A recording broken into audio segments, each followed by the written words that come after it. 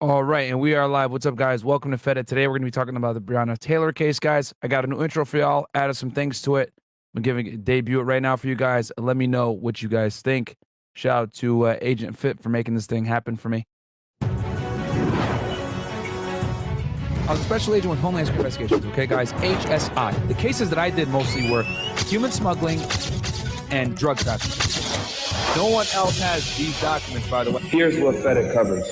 Dr. Lafredo confirmed lacerations due to stepping on glass. Murder investigations. You see him reaching in his jacket. You don't know, and he's positioning. Been on February 13, 2019. You're facing 2 counts of premeditated murder, Racketeering and RICO conspiracies. Young Slime Life, here and after referred to as YSL. The defendants was 6'9", and then this is Billy Seiko right here. Now, when they first started, guys, 6'9" ran. So I'm a Fed. I'm watching this music video. You know, I'm bobbing my head like, hey, this shit lit. But at the same time, I'm pausing. Oh, wait, who this? Right? Oh, who's that in the back? Firearms and violent crime. AKA Pushaisi violated. you're ordered to stay away from the victim. Rapper Pushaisi arrested after shooting at King of Diamonds, Miami strip club, injured one person. This is the one that's going to fuck him up because this gun is not traceable. Well, it happened at the gun range. Here's your boy 42 Doug right here on the left. Okay. Sex trafficking and sex crimes. They can effectively link him to paying an underage girl. I'm going to invoke my fifth amendment right. And the first bomb went off right here. Suspect 2 set down a backpack at the site of the second explosion. Inspired by Al-Qaeda. 2 terrorists and brothers, the Dzhokhar Sarnev and Tamerlan Sarnev. When the cartels ship drugs into the country. As this guy got arrested for espionage, okay, trading secrets with the Russians for monetary compensation. The largest corrupt police bust in New Orleans history. The days of the police are gone. So he was in this bad boy. We're gonna go over his past, the gang ties, so that this all makes sense. And I know you guys can see me. Hope you guys enjoyed that one, man. Yeah, it was a little bit too big of a file for me to download it onto StreamYard, so that's why I had to share the screen. But hopefully you guys like it, man. If you guys let me know what your thoughts are. Give me ones in the chat if you guys like it, twos in the chat if you guys thought it was trash. Give me ones in the chat if y'all enjoyed that one. If not, then we'll go back to the drawing board. But I hope you guys like that one, man. But yeah, it was too big for me to put into the actual StreamYard, man. Someone said too long. And pause. All right, cool. Awesome. Good amount of you guys. And, you know, I don't mind if it's too long, guys. You know what I mean? Like, yeah, it might be a little long, but, you know, like anytime you're watching a TV show, that intro is always long, bro. You know what I mean? Like, it gives you time to go get your popcorn and shit. So yeah. All right, mostly ones. I see some twos in here. Damn, y'all hate Agent Fit, huh? Okay, fair enough. Oh, man. All right. So today, guys, he goes, I kid you not, there's a power outage in my neighborhood. It's all good, man. It happens. You never do it on time, motherfucker. It is what it is. Thank you for the donation, though, man. I appreciate it. All right. So today, guys, we're going to be talking about old intro is actually really good. I didn't like the last intro, man. The sound was like crappy and stuff like that. The audio wasn't good. It sounded all fucked up. It sounded cheap. 007 intro, nah, bro, because I'm not a spy. It doesn't make sense. You know what I mean? Like that 007 intro is like if you're a spy or some shit. When you're a Fed, you're not a spy. You know what I mean? So it didn't make sense. Zoji, thank you so much. Appreciate it. Quran Core, I know which one I like the best. I will will super chat it or make a poll, Myron. Okay, cool. Kevin Thomas goes, Agent Fit, do better next time, please. No excuses. Yeah. Shout out to you guys. Make a poll for that intro. See, but I would have to compare it against something else, Karan. So yeah. Somebody said the older intro was better. No, I didn't like that old intro, man. Fuck that shit. That shit was trash. Myron's grandfather, and there's a picture of some. You guys are hilarious. Myron, you speak on my legacy. Be sure to know I was a scapegoat for Bush, inshallah. Ah, man. Myron gonna set Black Twitter on fire. I probably will get them mad, but fuck Black Twitter. Who cares what they got to say? Because honestly, they're a bunch of fucking retards over there. They're way too concerned with their feelings over everything else. I'm a victim. Oh, I'm a victim. Oh my God. Oh, the man, he's holding me down. Like that's all they fucking do over there, bro, is cry, and it's fucking annoying. Let's see here. All right. So today's episode, guys, we're gonna be talking about I know, man. Yeah, Karan, they're being funny. Today's episode, guys, we're going to talk about Breonna Taylor. So how did we get here? All right. Let me move this up. And by the way, guys, I'm by myself. I'm not, I don't have any assistance today. So how do we get here, guys? Well, we got here, guys, from this right here, okay? Before, actually, you know what? Let me just move it over here. Bam. And then we're going to stop screen share. And then we're going to screen share right here, guys. So we got here, guys, because basically this video right here, it's called The Dark Truth Mainstream Media Didn't Tell You About Breonna Taylor. And in this video, guys, I break down the uncomfortable truths that, you know, mainstream media did not tell you guys about Breonna Taylor. You know, I broke down the, you know, the New York Times video on the situation. I break down the case. I go through the case file, okay? If you guys go on LouisvillePolice.org, they actually have all the documents of the case on here. And I just kind of went line by line with y'all on the case, and ended up where basically, you know, the police officers, some of the police officers that were involved in drafting the search warrants, and one that was involved in the actual search warrant itself, ended up getting charged federally. However, let me make this extremely clear for all you guys right now, because this video got everyone all triggered. Oh my God, Myron, you're so fucked up, blah, blah, blah. Make this extremely clear for all you snowflakes out there, all right? Number one, Breonna Taylor did not deserve to die. No one deserves to die in their own home with the circumstances that occurred. However, we got to deal with the realities here. Breonna Taylor was a criminal, guys, okay? Give you guys a quick little recap on what happened last time. Okay, let's break this thing down again. She was dating a guy named Jamarcus Glover, okay? This guy, his nickname, AKA El Chapo, was in and out of prison, had several felony warrants. He was trafficking drugs all over the area, okay? In Louisville, Kentucky. It's in Kentucky, okay? He was a high-level drug trafficker. The police department was looking at him and had developed a significant amount of probable cause on him, okay? Not only did they identify him, but they identified several of his stash houses. They identified other conspirators in the drug trafficking organization. And Breonna Taylor was a member of this organization. She was essentially a courier, moving money and helping him with looking out for drugs. And he would go to her house to do drops, okay? Now, with that said, the police, okay, lied in one of the affidavits, which in this case is going to be this bad boy right here, okay? This document right here, which I'm going to share with you guys, the search warrant. We're going to break this down, by the way, too, in a little bit more detail. But this search warrant right here, okay? And you guys can see here, Detective Joshua C. Jayne, who's actually one of the people that got indicted in this case.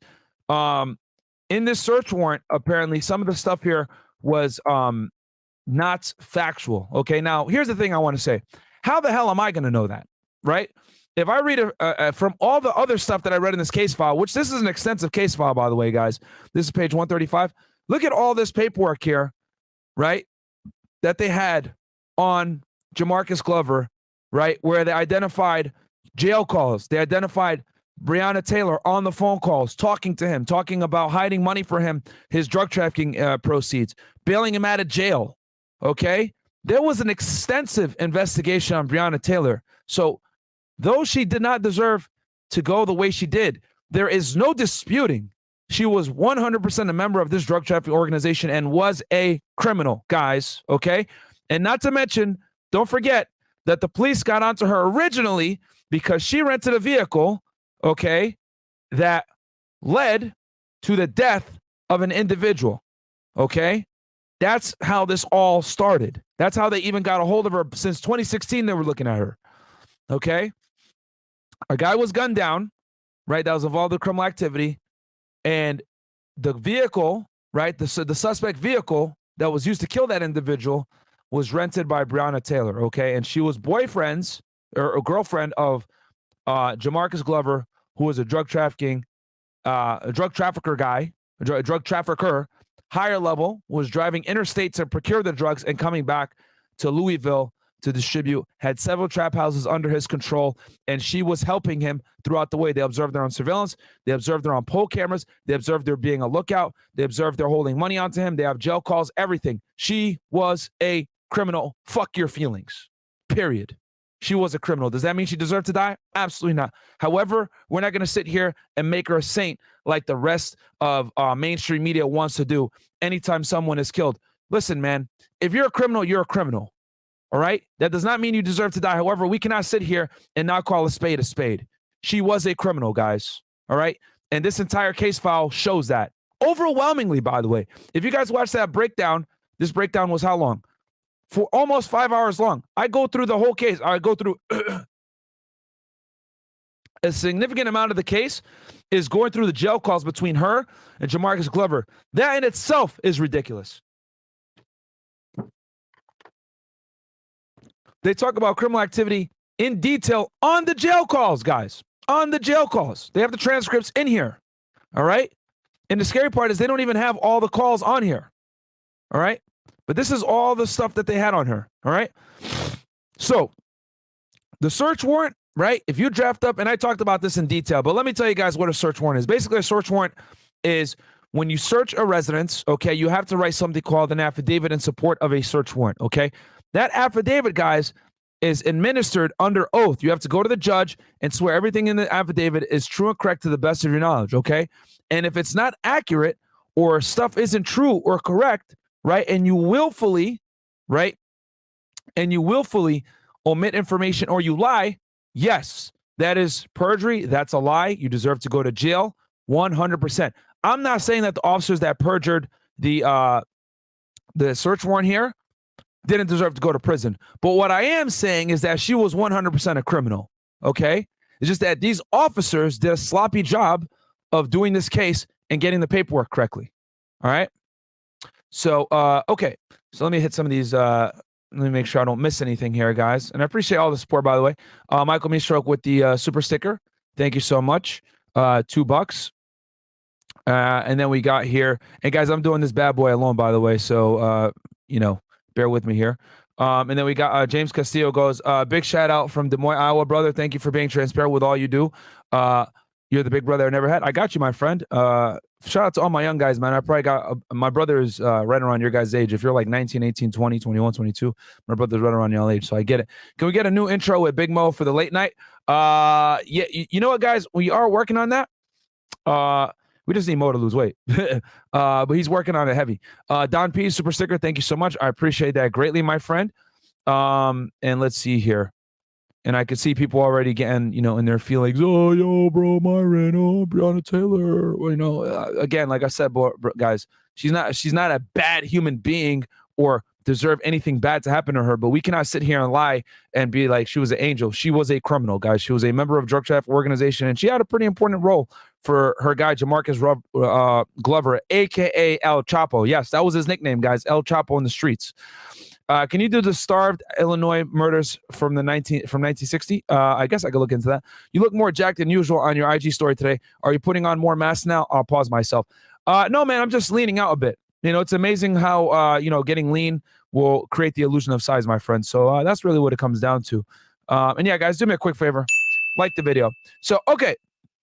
So we're going to go ahead and get right into this bad boy. Now that I gave you guys a quick little rundown of the search warrant, what they got the police officers for, and yeah, kind of what the hell went down here, and a quick little recap as to what happened with that Breonna Taylor case, guys.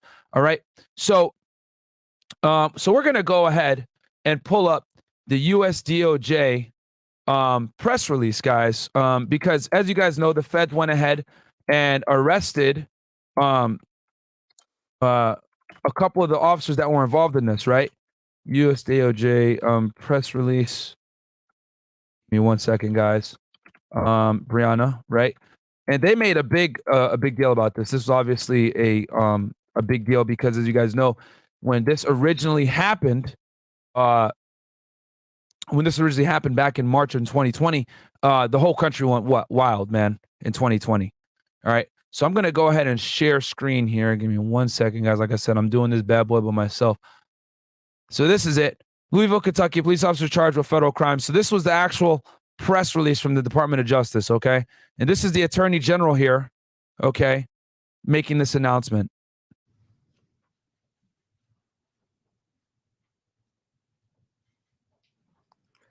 Good morning, everyone. Earlier today, I spoke with the family August 4, 2022. of Breonna Taylor. This morning, they were informed that the Justice Department has charged 4 current and former Louisville Metro Police Department officers with federal crimes related to Ms. Taylor's death. Those alleged crimes include civil rights offenses, unlawful conspiracies, unconstitutional use of force, and obstruction offenses. The 4 defendants were charged through 2 separate indictments and 1 information. I'm going to begin today by discussing. Okay, and we're going to talk about that, guys. The indictments versus information. Okay, and I'll give you guys the differences between an information, and I'll also tell you guys who snitched. Yes, I figured it out. Someone definitely cooperated in this case. Discussing the civil rights offenses that stem from the falsification of a search warrant.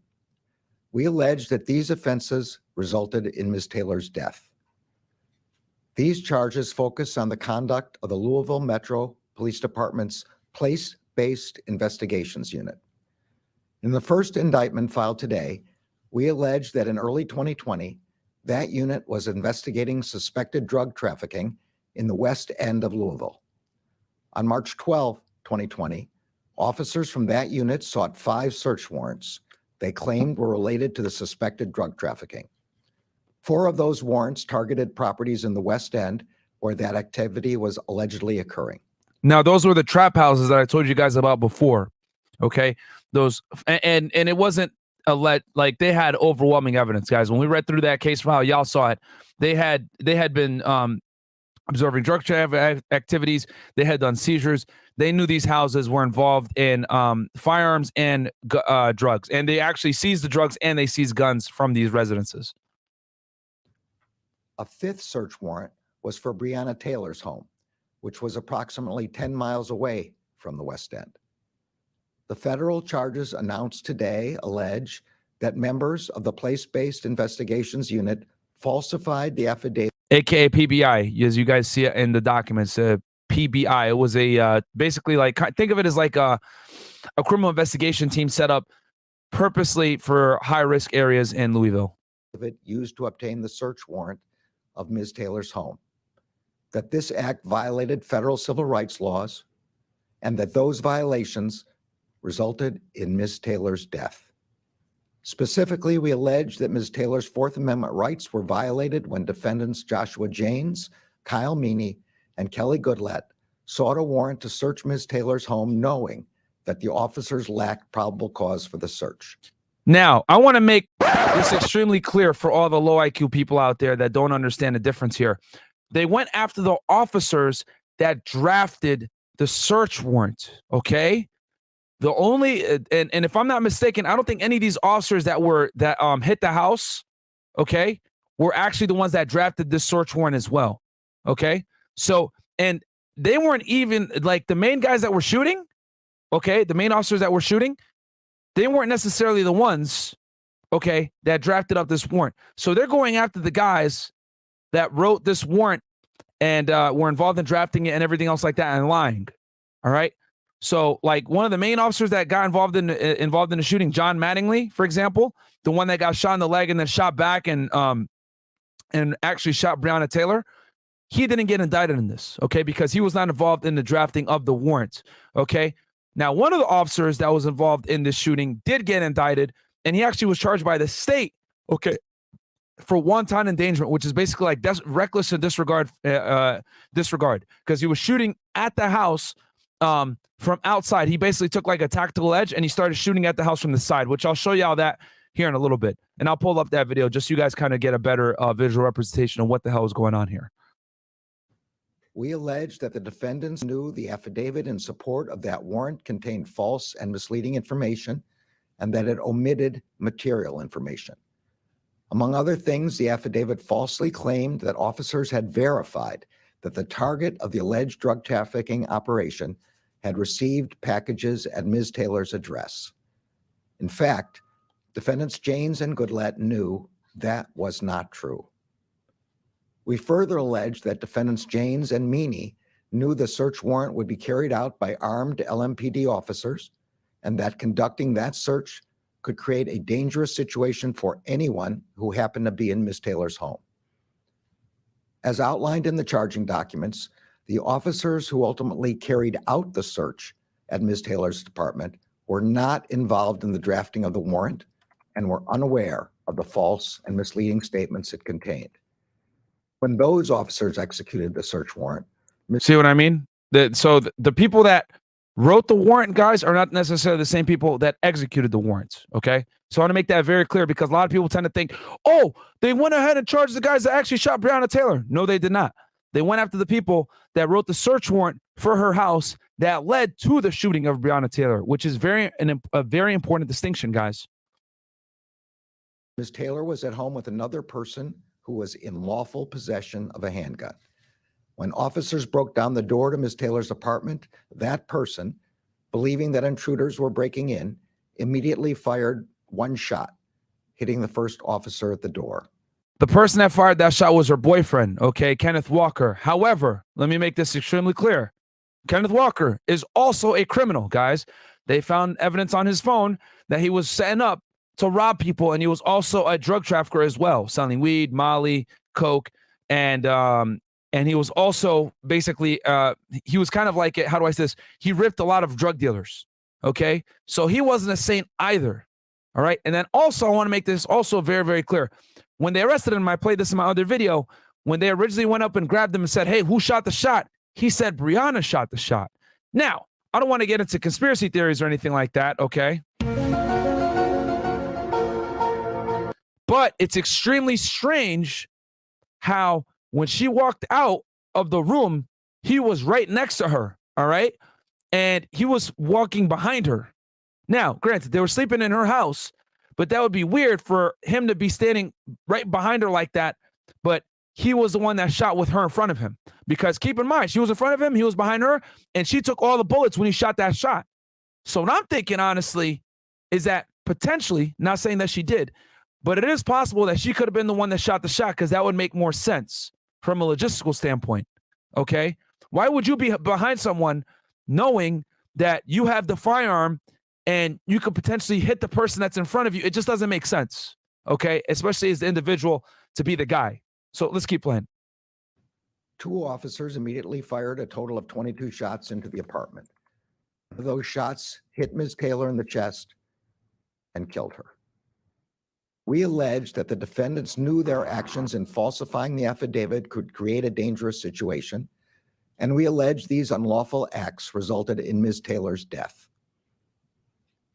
The charges announced today also allege that the officers responsible for falsifying the affidavit that led to the search took steps to cover up their unlawful conduct after Ms. Taylor was killed. We allege that And we're going to talk about that as well. defendants Jayne and Goodlett conspired to knowingly falsify an investigative document that was created after Ms. Taylor's death. We also allege that they conspired to mislead federal, state, and local authorities who were investigating the incident. For example, we allege that in May 2020, those 2 defendants met in a garage where they agreed to tell investigators a false story. Now, if that's really what went down, which is what they're saying did happen, then yeah, bro, very stupid. And you lying on an affidavit is one of the worst things you could do. And then going ahead and conspiring and meeting up with each other like, hey, bro, yeah, we're going to say this to the FBI. We're going to say this to Internal Affairs or whatever. Extremely stupid. You know, you don't get a pass for that. You know, you don't lie on documents to get search warrants. And then you also don't sit there and conspire to lie and, you know, try to come up with some kind of story between you guys so that you don't, you know, so that you can go ahead and not get basically lie to Internal Affairs. Because anytime there's going to be any type of probe, Internal Affairs is going to do an investigation. And if it's really serious, the feds are going to do an investigation. All right. Real quick, hit some of these chats. Shout out to 3 Diglets. He goes, damn, so I made them draft that warrant with misleading statements. Racism? Here's the thing, man. Just lazy police work. Mario Valdez, $5. Hey, Mario, do you think about joining CPD at 31? I'm in the process of it. 80K standard pay. Well, lots of OT, so pretty much a 6-figure job. Yeah, bro, do it. Absolutely do it. How do we know those jail calls / other evidence on her criminal or bogus just paint a bad light on her, just like the BS warrant? See, well, you know what, man? That's a good question. That is a very, very good question. But what I will tell you is that surveillance, they had pictures, they had obviously they had a poll camera on the houses. They actually did seize drugs and weapons and cash when they did these search warrants and when they made these arrests in the past. So they had a solid investigation. It's just that the search warrant, fucking idiot. You know what I mean? Like, this is why you got to have, honestly, guys, and I'll break this down for y'all real quick. When I was an agent myself, I wrote all the search warrants. I wrote all the affidavits to arrest people, whatever, because I was very, very sharp when writing affidavits. Because I, right, typically almost always knew all the facts of the case. And then if I didn't know, I wouldn't put it in. Like, if I wasn't 100% sure that it was a fact and circumstance in the investigation, I would not put it in. I'd rather put less in and know it's 1,000% right than try to put in more and be like, oh, I need to get, like, fuck no, hell no, can't do that, you know? But that's the difference between the feds and the state, man. You need a lot of probable cause, all right, at the federal level to get a search warrant. At the state level, it's a little bit easier. It's actually significantly easier, okay? But again, this is why, this is the importance of having the person that writes up affidavits being on point, man. Okay. Rory F. Intro idea. Mo's alone in the shady room pounding back burgers and dogs. You bursted and arrested him for being a fat ass. Fed 1811, this intro shows. Okay, sir.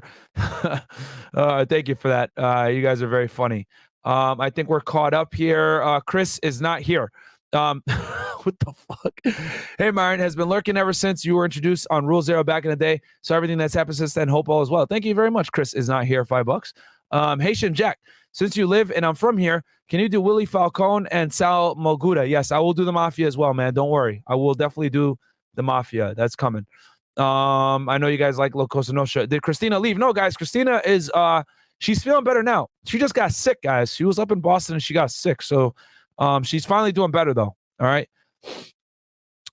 So we'll keep playing this bad boy. This indictment separately alleges that defendant Meany lied to the FBI during its investigation of this matter. Meany, guys, was the supervisor of Jayne's, okay? One of the guys that drafted the affidavit. Another indictment filed today alleges that after Ms. Taylor was shot, another LMPD officer, defendant Brett Hankison, moved from the doorway to the side of her apartment and fired 10 more shots through a window and a sliding glass door, both of which were covered with blinds and curtains. All right, and we're going to break this down as well, guys. Real quick, we got 3 Diglets in the house with a big $200 super chat. Thank you so much. He goes, Myron, is it true that police have to arrest a certain amount of people every month to meet a quota? I'm not aware of that. When I was a Fed, that definitely wasn't the case. But I don't know how standard police departments work. I doubt it. I mean, obviously, stats are important, right? Getting arrested and everything else like that. But having quotas, I don't know, man. I don't know how local police departments have quotas. Feds definitely don't. That's why they could do 5-year-long investigation. No one cares. Now, we're going to go ahead, guys, and I'm going to show you guys a quick little diagram of how this arrest actually, how they hit this house, okay? And this is from the New York Times, which I broke this down. There's a lot of issues in this little documentary that they made and the things they didn't talk about in the Breonna Taylor case. But let's go ahead and look at how they did the search warrant. So this is when the police show up, all right? By the 2 officers nearest the door, Mattingly and Nobles, Cosgrove, who's providing cover, and Hoover and Hankison beside them. All right, so none of these officers, guys, right, were indicted. Just I want to make that very clear. All these officers that actually did the search warrant were not indicted. You guys are wondering, well, hold on, Myron. Whoa, how are they not indicted when they're the ones that actually enacted on the search warrant? Guys, the reason why is because there's something called good faith, okay? So they got the search warrant given to them by, right, the affiant, right, and the other officers involved in the actual case that wrote up the affidavits, and they executed this search warrant under something called good faith. It's a rule. It's an exception, okay? So if an officer does something, which is called under good faith, they're not going to get prosecuted a lot of the times if they were just acting and doing their job, assuming everything was correct. Because if someone gives you a search warrant, it's not like you're there looking at it like, is this thing legit, blah, blah, blah. If an officer gives it to you, you know, well, he's a credible source. He got it sworn by a judge. He got it signed. All right, cool. We're going to execute it for you. Fantastic. Cool. We'll do it. You know? So that's why these guys are all protected and none of them are getting charged. However, Hankison did, and we're going to talk about that here in a second. And he got indicted separately on another charge, okay? And we'll hear from neighbors and Kenneth Walker, who was interviewed by police right And I think this is important for you guys to see how the search warrant actually went down. Okay. after the shooting. When we all got up in line, I knocked on the door, banged on it. Just as Mattingly begins to knock, a man emerges from the apartment directly above. He doesn't live there, but is picking up his child after finishing work. The door right there, that's why the babysitter lives. So I can go pick up my little girl. A squabble with Detective Brett Hankison ensues, and already the team seems on edge. I remember Brett extending his gun saying, "Get back in your apartment, get back in your apartment." Brett was a little bit worked up. I remember looking at Brett saying, "Brett, relax. Brett, just relax, relax." The man retreats inside. The police are supposed to be... And I mean, of course, you're going to be worked up when you're about to do a search warrant, you know, because you don't know what the hell's going to happen. You know, anxiety is high. You know, this is me coming from someone that's actually hit doors, you know, not a New York Times reporter that don't know shit. Someone comes out, you don't know what the fuck's going to happen if they have a gun or, you know, if they're like protecting this, you know, a drug house, whatever it may be. You don't know. So, of course, you're going to tell them, hey, get back in your fucking apartment. You know what I mean? You want to be able to make sure that you're able to do a clean exit, a clean entry into the home and not have any people, you know, hitting you with some crossfire. Be conducting a knock and announce raid, but that's not what Mattingly says happens at first. We didn't announce the first couple because our intent was to give her plenty of time to come to the door. Inside, Taylor wakes up. So it's a loud bang at the door. That's the boyfriend, Kenneth Walker, who I told you guys before is also a crook. You know, it's very important that we know the type of people that were involved in this situation. He pops up out of sleep and scared her to death. Me too. Like, who is that? Banged on the door, no response. Banged on it again, no response. At that point, we started announcing ourselves. Whether the police announce themselves clearly enough is a critical issue in this story that we'll return to later on. Not knowing who's at the door this late, Walker grabs his licensed handgun. Another knock at the door. She's like, who is it? Loud at the top of her lungs. No response. So I'm like, what the heck? They rush to get dressed and walk toward the door. Never even made it like mid-hallway. But as loud as we were screaming to say who it is, I know whoever would be on the other side of the door could hear us. Outside, some of the police do hear Taylor. I can hear somebody inside. I kept telling John, I can hear her. But after knocking and waiting for around 45 seconds, they decided they've given her enough time to respond and rammed the door open. And this is weird how they both come out together, okay? The last time, I just said, let's just hit it. And that's when we did the, police search warrant. We'll show here what the police and Walker describe seeing next. And I hit it. After the third hit, it flew open. And that's when it hit the fan. As we're coming to the door like comes off the hinges like an explosion. The officers now make a tactical mistake. Mattingly steps into the doorway and puts himself in what police describe as the fatal funnel, a position vulnerable to gunfire and hard to move from. I could see down the hallway. There's the male. Well, this is where see, and this is why I hate when reporters, right, like they try to speak as if they're intelligent and know what the fuck is going on. Yes, he is in the fatal funnel, but you're doing a search warrant. You have to make entry into the home at some point, bro. What are you talking about? You know, so you're gonna have to go in now. You know, obviously, guys, this is all happening, in seconds, milliseconds. You know what I'm saying? So you have literally split seconds to react to certain things. Okay, so he's not expecting them to be down the hallway like this, and he sees a silhouette, and then this is what happens next. And a female side by side, shoulder to shoulder, almost like they were together. The apartment is lit only by the breezeway light that's coming from behind Mattingly and the faint glare of the TV in Taylor's bedroom. You can't see anybody, though. It was dark. There was no lights. Thinking it's an intruder, Walker aims low, shoots once, and hits Mattingly in the thigh. I feel like I aimed down because I wouldn't, of course, I don't need to. And that was a big mistake right there. Kill anybody. So I just let off one shot. Mattingly immediately returns fire. I got 4 rounds off, and it was like boom, boom, boom, boom, boom. Then all of a sudden, there's a whole lot of shots. Mattingly fires 2 more rounds when he falls and takes cover. And I showed the chaos that happened after that because he got hit like pretty much like around the femoral artery, guys. He was bleeding bad. Almost at the same time, Cosgrove moves in and fires, stepping on Mattingly in the process. He has now also put himself in the fatal funnel, and although he's shooting, he appears to have no idea what's happening. I see blinding, vivid white light and blackness at the same time. I don't hear any gunfire at all ever, and I did not have any pain sensation or any recollection that I'm firing. And when you're obviously, guys, when you're in a high situation, like, you know, this is crazy stuff. This is life or death. You know, you just watch your partner get shot next to you. Okay. And, you know, a lot of you guys don't work in law enforcement, so you might not understand this, or never had worked in law enforcement, or never even been in a firearms trained.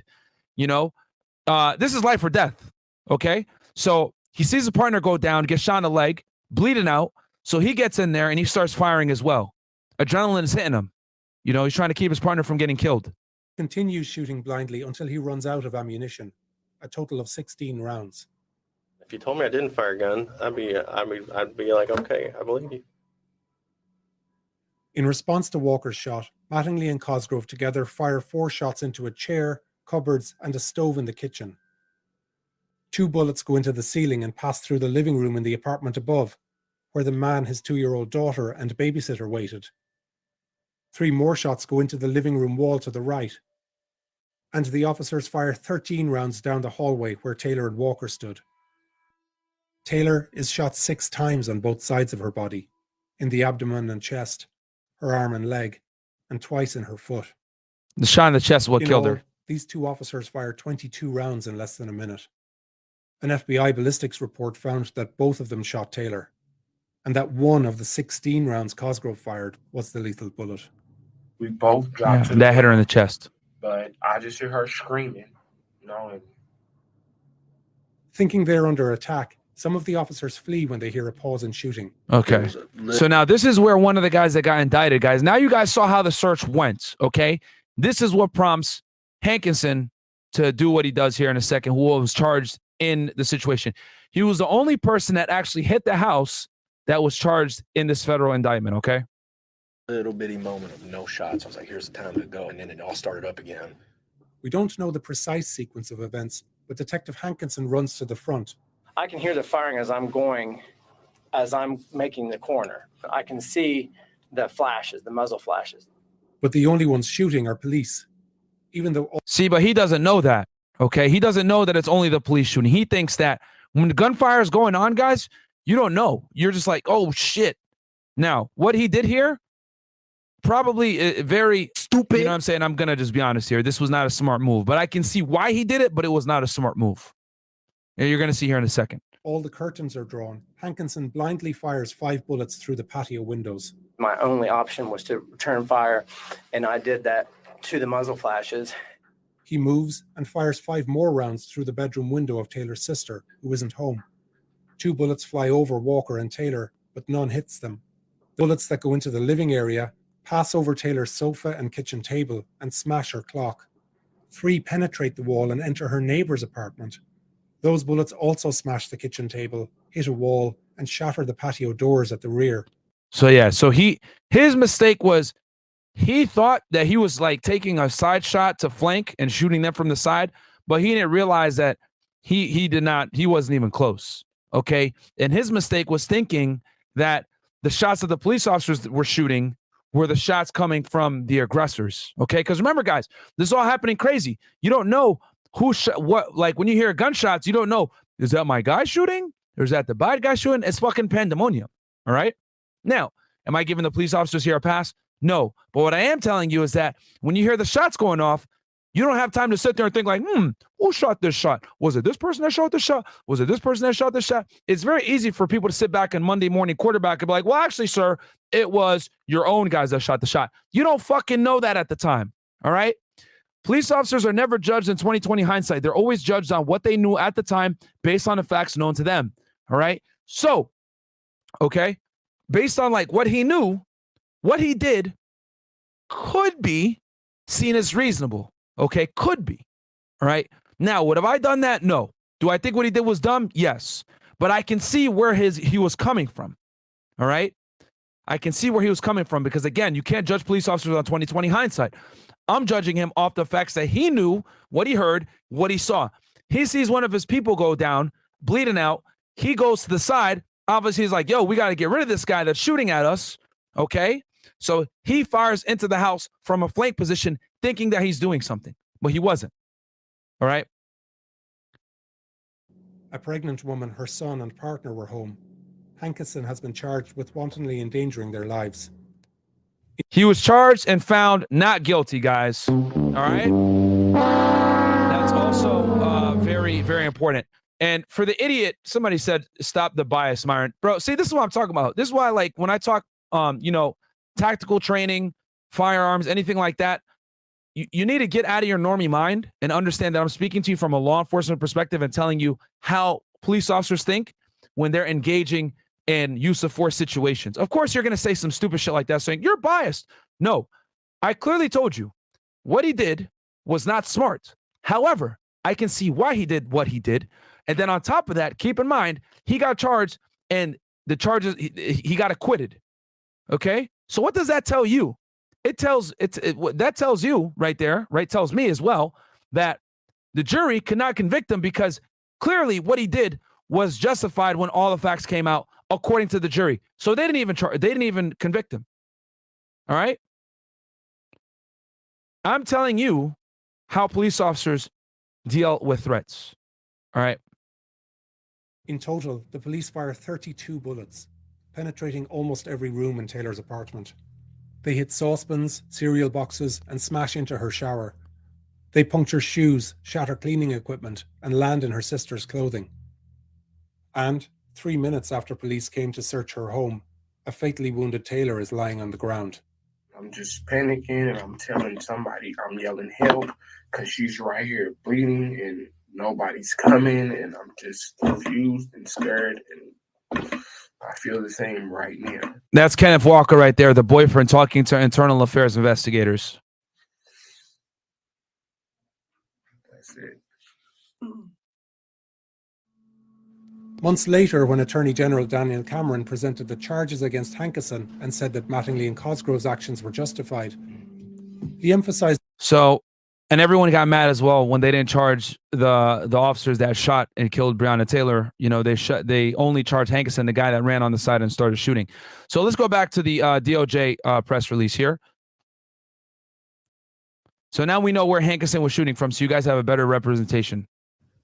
Defendant Hankison has been charged with 2 civil rights offenses, alleging that he willfully used unconstitutionally excessive force while acting in his... We got some emotional people in the chat. I knew this was going to trigger some people, bro. It's amazing how people can't put their feelings aside and observe the facts of the investigation. This is funny, you know. Official capacity as an officer. Assistant Attorney General Kristen Clark will speak more about that aspect of the case. As in any case, the charges we announced today are allegations, and all defendants are presumed innocent until proven guilty beyond a reasonable doubt in a court of law. Before I close, I want to thank Assistant Attorney General Clark, her team in the Civil Rights Division, and the case agents at the FBI for their tireless work on this case. We share, but we cannot fully imagine the grief felt by Breonna Taylor's loved ones and all of those affected by the events of March 13th, 2020. Breonna Taylor should be alive today. The Justice Department... Shout out to someone in here that's a former Leo and understands what the hell I'm talking about. I'm just giving you guys how the police deal with threats and shootings. Even some guy in here said, I'm military, Myron. This is biased. The military and law enforcement, my friend, are not the same whatsoever at all. Okay. Is committed to defending and protecting the civil rights of every person in this country. That was this department's founding purpose, and it remains our urgent mission. Attorney General Clark. Assistant Attorney General Clark.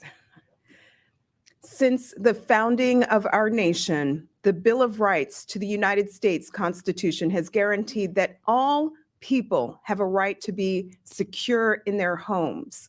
Free. All right, so we don't care what she got to say. We care what the Attorney General had to say. The Attorney General, guys, by the way, is the chief law enforcement official in the United States, okay, for the Department of Justice, all right? So they made that announcement. So let's go ahead and go through some of the court documents, okay, guys? Actually, no, we can read one of the press releases. Breonna Taylor shooting, bam. We can, yeah, this was actually, we could play this one. Major news. Okay, we'll play this bad boy real quick, and then we'll get into the documents, guys. And let me see here if we got any chats. And thank you guys so much for donations, man. Appreciate it greatly. Like I said, we got some emotional people in the chat, which is always going to happen whenever I cover anything that has to do with cases that tie into Black Lives Matter. People immediately start crying and say, "Oh, Myron, you're biased. Oh my God. Oh, but the pigs, the blood, the cops, whatever." Like I said before, man, lying in an affidavit is unacceptable. Okay, so for these individuals that lied on the affidavit, nah, man, that's not good. That's not good at all, and you deserve to go to jail for lying on an affidavit. Definitely shouldn't. However, I went through the case file. They had a ridiculous amount of information on her and all the people involved in the drug trafficking organization. William and Sal wasn't the Cosa Nostra. They were Cuban immigrants that ran cocaine industry in the 80s and early 90s. The show Miami Vice was made after them. Oh, yeah. I know who you're talking about, bro. I know who you're talking about. Yes, I can cover those guys. I watched the documentary on them as well. Myron used to pass fresh with subs. You're a beast. Hey, man, like I said, guys, Fresh in the middle of switching up his content, so he was working on some stuff. You know what I mean? Let's see here. Okay, I think we're caught up. Cool. New developments in the deadly police shooting of Breonna Taylor in Louisville, Kentucky. The Justice Department today leveling federal charges against 4 current and former officers connected with her death. Among the charges, officers are accused of falsifying documents to obtain the search warrant of her home where she was shot and killed. Then they're accused of lying to cover it up. ABC's Faith Abube reporting tonight from Louisville. Which that is unacceptable. I 100% agree that is 100% unacceptable. You cannot lie in affidavits. That's where I draw the line. You can't do that shit. Okay? And if these guys had just done better police work, they probably would have been able to get the probable cause that they needed to get in that house. More than 2 years after Breonna Taylor was shot to death in a botched drug raid, U.S. Attorney General Merrick Garland today announcing federal charges for 4 current and former Louisville Metro. Okay, these are the police officers. This is the girl, Kelly Goodlett. This is Hankison right here, guys. I think this is, if I'm not mistaken, that's Jayne's, and I think this is, this is Meany, and then this is Jayne's. Okay, see, I didn't even notice their names were right here. But yeah, and this girl right here, 100% snitched. Okay, guys, I'm going to show you guys how I know that she snitched and she cooperated with the government. Definitely she cooperated with the government. I'll show you guys here in a second because she got hit with an information and not an indictment. I'll explain that here in a second. And then Hankison, this is the guy that shot into the house like an idiot. Jayne's was the actual affiant, and then Meany was the supervisor. Police officers. The federal charges announced today allege that members of the Place-Based Investigations Unit falsified the affidavit used to obtain the search warrant of Ms. Taylor's home. Prosecutors say Sergeant Cal Meany and detectives Joshua James and Kelly Goodlett knew the search warrant lacked probable cause, and they say those 2 detectives later conspired to cover up their lies, allegedly meeting in a garage to come up with a false story for investigators. We allege that the defendants knew their actions in falsifying the affidavit could create a dangerous situation. Walk back to my voice! Prosecutors say the officers who executed the warrant at Taylor's home knew nothing about the false affidavit. And when Taylor's boyfriend mistook police for an Again, like I said before, guys, the people that actually executed the warrant versus the people that got charged are 2 different sets of people. And the people that executed the warrant that were actually involved in the shooting that killed Breonna Taylor, they didn't get charged. intruder firing a shot from his registered gun in self-defense, officers opened fire, killing the 26-year-old EMT. She was not an EMT. She was fired because she was involved in a murder investigation, which, again, the mainstream media will not tell you guys this, okay? She was fired from being an EMT because she was a subject of a murder investigation because, like I told you guys before, in 2016, her vehicle, a vehicle she rented was used to kill an individual, all right? Now, again, like I said, does this mean that Breonna Taylor deserved to die? Absolutely not, okay? But we got to call a spade, man. She was a criminal involved in a criminal organization and had a important role in said criminal organization and was working directly underneath a large-scale drug trafficker in the Louisville, Kentucky area, okay? But the news will not tell you this, guys. They will not tell you this, all right? I'm looking at this objectively, baby. I'm telling y'all, yo, these cops fucked up for lying in an affidavit. I'm telling you guys, this guy Hankison fucked up for shooting on the side, okay? I can see where he's coming from, but he fucked up, all right? So I'm keeping an objective here, but I'm keeping an objective on all ends. Breonna Taylor was a criminal. Fuck your feelings. I don't care what none of y'all say. She was a criminal, and they have her on surveillance. They have her on poll cameras. They have her on jail calls, all this stuff. All right. She was bailing out her guy, Jamarcus Glover. She had bailed him out several times. All right. She was storing his money for him. He was good. They observed him on surveillance going to her house, picking up drugs, and then going back to the trap house. As soon as he would go to the trap house. You know, people start scurrying over there again. You know, which means obviously he had just made a drug drop off. So she was 100% a crook too. She would watch out for him when he would go and re-up at the house. They got her on camera doing that as well. So outside of them being idiots about their search warrant, okay, the evidence was there prior. All right. It was just sloppy police work on their end, which ended up getting them jammed up, which, hey, you can't fuck up on search warrants, man. You can't. Can't lie on documents. Can't do that. All right. But everyone has their dark sides in this investigation. Former officer Brett Hankison, who was acquitted on state charges for fire. Some dummy says, who cares who she dated? Are you fucking dumb, bro? Yo, everybody give this this dude, Hanafi Abdullah, who cares who she did? Bro, are you stupid? It does matter because who she dated was directly the reason why she was involved in a police altercation. Had she not dated Jamarcus Glover, she would have never been the subject of investigation, and she would have never been put in this precarious situation where she was the victim of a police shooting, because the police would have never been there had she not been involved with a large-scale drug trafficker, and that was proven, you dummy. Like, oh God. Like, see, I really do think that sometimes people don't even look at the facts. They just look at it with their emotions like, wait, how is that relevant? Who she's dating? It's extremely relevant. If she wasn't dating that idiot, she would be alive today. Okay? And the other guy that she was in bed with, that dummy, if he had shot his gun, I don't know if you guys noticed this. If she hadn't been dating Jamarcus Glover, the police would have never shown up at her house. If she didn't date dumbass Kenneth Walker, who decided to shoot at the police, she would be alive today. Does that mean that the police are innocent in this situation? No. But we got to look at all aspects here. All right? She dated 2 criminals, verified criminals, because they went through Kenneth's phone and he was talking about robbing people and selling drugs. That's a fact. She was a criminal and she was dating criminals. Fuck your feelings. That's the truth. No one deserves to die, but she was a criminal. She was hanging out with criminals. When you hang out with criminals, you're going to be put in situations like this, guys. All right? Don't break the law. Don't hang out with people that break the law. Why do you guys think I'm so vigilant about not being around crooks, not being around idiots? Because I know from my training experience and also from what, from my prior, professional experience, being around criminals puts you in a bad spot. You don't want to be around nefarious individuals. Okay? What do they say? You're the average of the 5 people you hang out with the most. Breonna Taylor probably was a good woman. However, she hung out with these fucking idiots and they put her up to no good. And she started committing criminal activity being around them. Moving around drugs, moving around money, being on jail calls, stashing shit for this guy, Jamarcus Glover, while he was in jail. Yes, so her relationship is extremely relevant, dummy. God. The ridiculous $50. You know what's crazy? She didn't hide or stay in the bedroom like most females would. Again, that's why it was strange to me that they said that Kenneth shot the gun. Bro, he said when they first arrested him, they asked her, who shot the gun, you or her? And he said she shot the gun, which would honestly make more sense that she shot it, because why would she be standing in front of him walking towards the door? And why would he be behind her?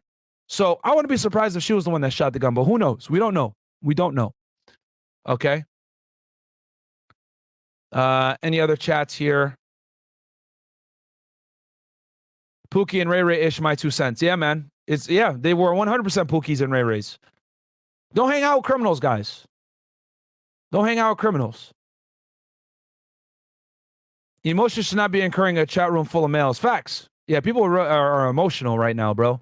This isn't about race, man. This is about people being crooks.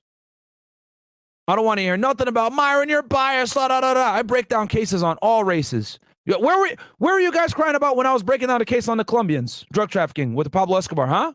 Where were y'all? Nowhere. Firing into a neighbor's apartment, today charged with excessive force for firing 10 shots through a window and sliding glass door in Taylor's home. Breonna Taylor should be alive today. Say her name! Taylor's death and the murder of George Floyd sparking protests across the country. Say her name. Breonna Taylor. I've waited 874 days for today. Breonna Taylor's mother calling the charges overdue. What we've been seeing on day one, y'all learning what we've been seeing was the truth. That they shouldn't have been there and that Breonna didn't deserve that. With 3 of the officers charged with civil rights violations could face a maximum of life in prison. A 4th officer could spend years behind bars if convicted. Faith, thank you. 5 years to be exact because she snitched, but we'll talk about that here in a second. And I might do just speaking of Brittany Griner, guys, quick little side tangent here. I might do an episode for you guys because the United States right now is in talks with Russia about giving away trading prisoners. And the United States has a guy, if you guys ever seen the movie, God of War, I think it was, with Nicolas Cage. The guy's name was Victor. I forget his last name, but it was a Victor something, Russian guy. I might break down his case as well because he's serving quite a bit of time for a bunch of shit that he was doing as well. So I might do that case for y'all based on the movie God of War. All right. So, okay. So let's go ahead, guys, and start going through the court documents here. All right.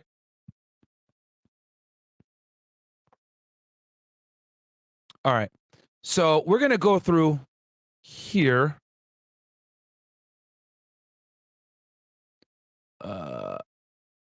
Bam. All right.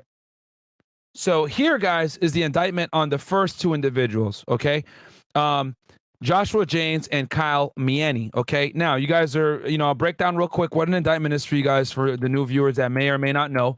An indictment, guys, is a formal charge, from a grand jury that charges you with a crime. Okay.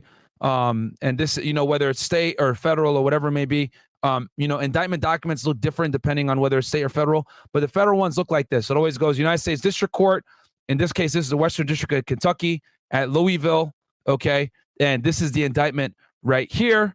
Okay. The grand jury charges, at times material to this indictment, Breonna Taylor, a 26-year-old woman from Louisville, Kentucky, who was as of March 2020, had lived for several years at 3003 Springfield Drive, apartment 4, the Louisville Metropolitan Police Department, LMPD.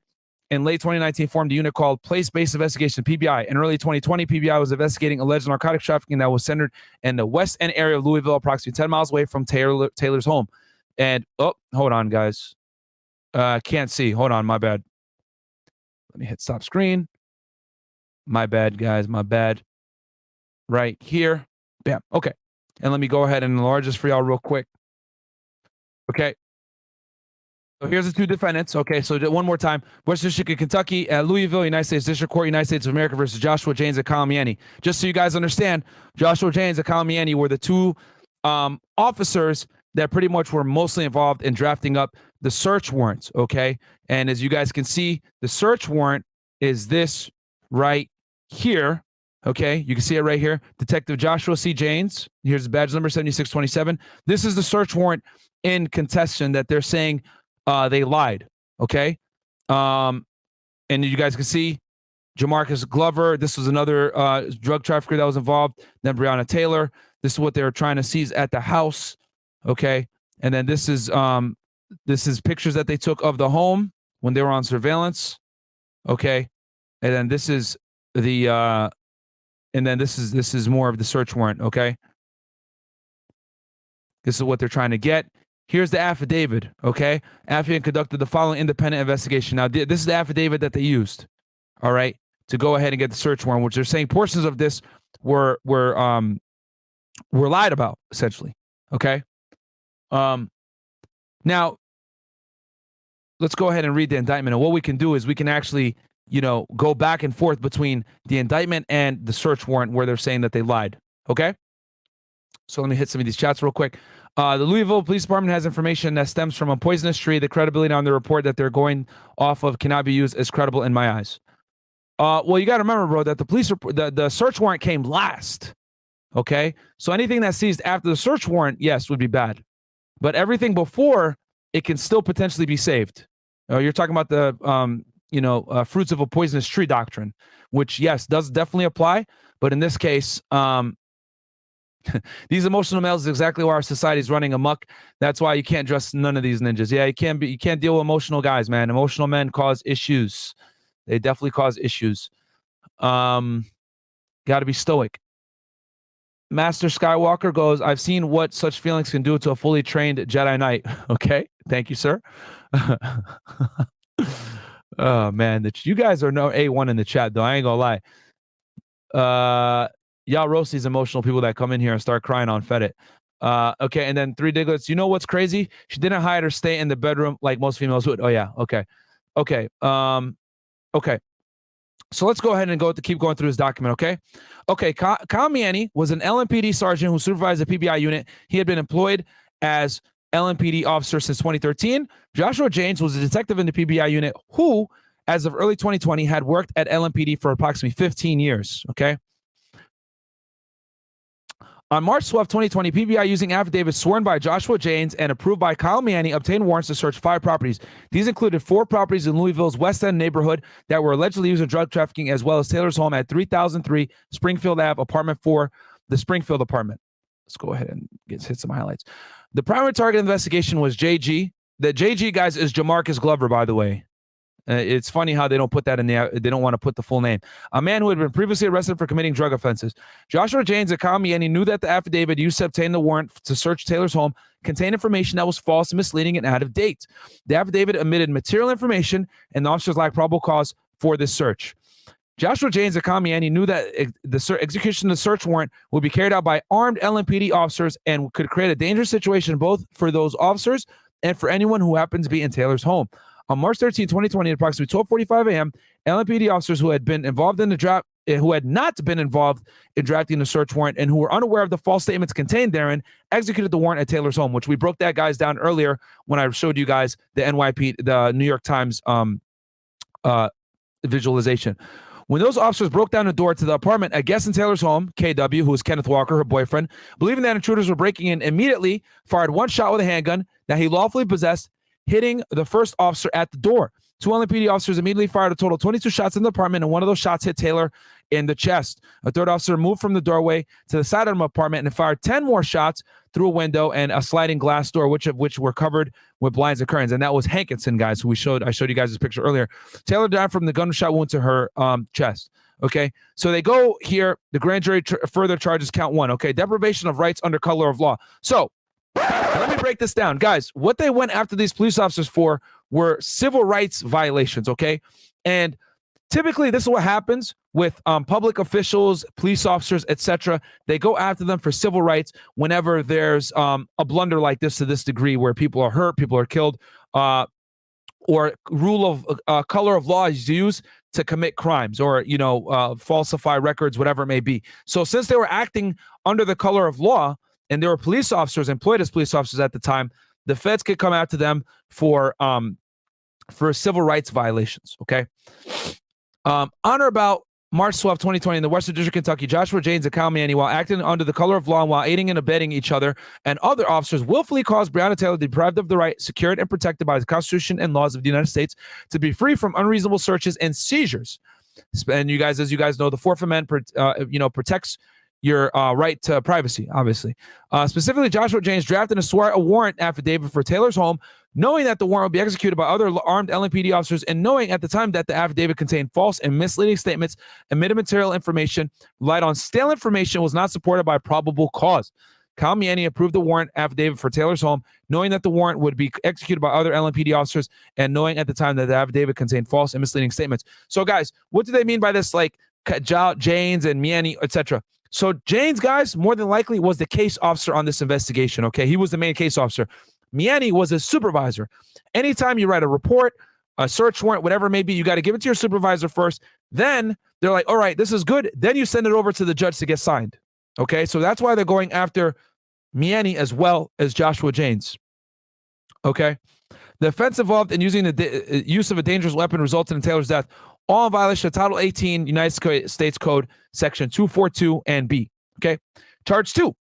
Beginning no later than in or around April 2020 and continuing until in or around June 2022 in the Western District of Kentucky and elsewhere, Joshua Jaynes knowingly and willfully conspired, okay, and agreed with KG and others known and unknown to the grand jury to commit offenses against the United States, specifically 1, to knowingly falsify a document with the intent to impede, obstruct, and influence the investigation and proper administration of a matter within the jurisdiction of the Federal Bureau of Investigation. Okay, the FBI did this investigation, guys, so that's why they're referring to them.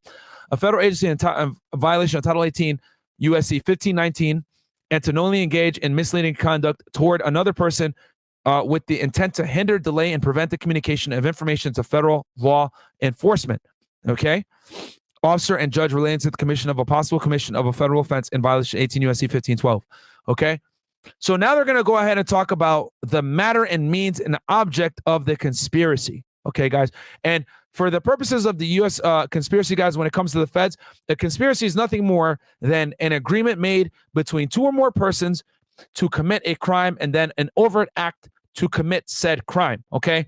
So let's say I'm going to go ahead and rob a bank, okay? I agree with a couple of the mods in the chat, right? I you know, Yves Simonis and Karan Kaur, Agent Fit, I conspire with them to rob a bank, okay? All right, guys, we're going to go rob this bank, all right? Cool. We're going to go do it, right? So I go ahead and I get a getaway car, right? You know, Agent Fit gets some masks and gloves. Yves Simonis procures a gun, and Karan gets a money counter, right? Technically, we all committed overt acts in furtherance of the conspiracy. So let's say the police stop us on the way to the bank as we're going there with our masks and shit like that. And they're like, oh, what the fuck? And they find out our plot to rob the bank. Well, we can all go down for conspiracy simply because we went ahead and took overt action to commit the bank robbery, guys, okay? That is a conspiracy in the eyes of the government, all right? Okay. Let's see here. Yeah. FBI, open up! And the next thing you know, the FBI is at your house, right? The object of the conspiracy was to cover up the fact that the Springfield Drive warrant affidavit was false, misleading, stale, and unsupported by probable cause by 1, submitting a false investigative letter, and 2, making false statements to criminal investigators. It was part of the manner and means of the conspiracy for Joshua Jaynes and KG. By the way, KG, guys, is this chick right here. Kelly Goodlett, which we're going to talk about her in a second, all right? But that's what they're talking about, all right? She's the female police officer, all right? So for the conspiracy for Joshua Jaynes and Kelly Goodlett to adopt, repeat, and expand upon the Springfield Drive warrant affidavit's false and misleading claims in an official investigative letter that they provided to criminal investigators on or about May 1st, 2020, okay? So they basically went ahead and lied about the probable cause in the affidavit, all right, to strengthen it up in May when they were going through their internal affairs investigation. It was further part of the manner and means of the conspiracy for Joshua Jaynes and Kelly Goodlett to call, text, and meet with each other to discuss the false information in Springfield Drive warrant affidavit and to coordinate their false cover story in an attempt to escape responsibility for their roles in preparing the warrant affidavit that contained false information. It was further part of the manner and means of the conspiracy for Joshua Jaynes to contact other officers and pressure them to provide support for the false information in the Springfield Drive warrant affidavit. It was further part of the manner and means of the conspiracy for Joshua Jaynes and KG to make false and misleading statements during the interviews with criminal investigators, all right? So they basically lied to internal affairs investigators and potentially the FBI. Now, here's the overt acts, guys. And the overt act, like I told you before, I described it to you guys, it's an act to further the conspiracy, all right? So they're going to go ahead and talk about the actual overt acts that these police officers took to actually bring the conspiracy to fruition, all right? In furtherance of the conspiracy and to accomplish its objectives, Joshua Jaynes and his conspiracy committed the following overt acts, among others, okay? Remember, guys, Joshua Jaynes is the guy that actually wrote the affidavit, all right? As you guys can see here, this is his affidavit right here, all right? In or about April or May 2020, after the March 13, 2020 shooting of Breonna Taylor, Joshua Jaynes called JM, a fellow LMPD officer, to try to get JM to say that he had previously told Joshua Jaynes that JG had received packages at Taylor's apartment. In fact, JM had told Joshua Jaynes in or around January 2020, they had no information showing that JG received packages at Taylor's apartment. And during the post-shooting call in April or May 2020, JM again told Joshua Jaynes that he was unaware of any information that JG had received packages at Taylor's apartment. Okay, so this is very important, guys, because in the affidavit, okay, this is the affidavit that he actually wrote and swore to, okay, right here. Where is the packages? This is his affidavit right here. Let's see. So he talks about, let me hit a control F real quick. Packages.